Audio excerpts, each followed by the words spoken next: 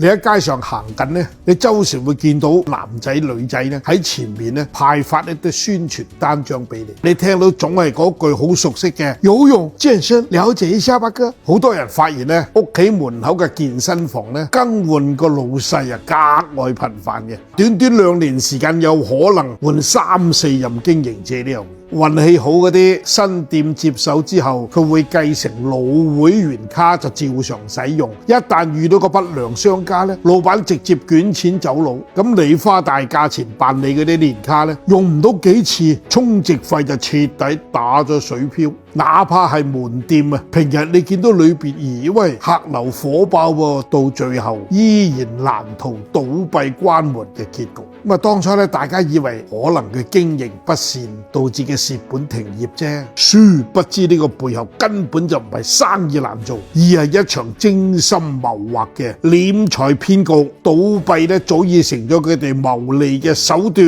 嗱，而家健身行業咧暗藏一條成熟嘅黑色產業鏈，專門有團隊就負責幫嗰啲健身房嘅老細咧順利關門走佬嘅，洗白脫身嘅。呢一類團夥咧就係業內所講嘅專業閉店團隊。佢哋接手門店之後，會揾嚟無關人員掛名擔任法人啊、股東啊。一旦出現糾紛，真正嘅幕後負責人全身而退，消費者你根本無從去追責，唔知追邊個。好多會員啊都會遇到相似嘅套路。門店啊以裝修啦、升級啦、設備維修為由暫停營業，口頭承諾短短幾日恢復營業，但係等到你再次去嗰度睇得未，早就人去樓空啊，徹底失聯都唔知幾耐啦。所以喺度咧提醒大家嚇，辦理健身卡咧，千祈唔好一時衝動啊，唔好被嗰啲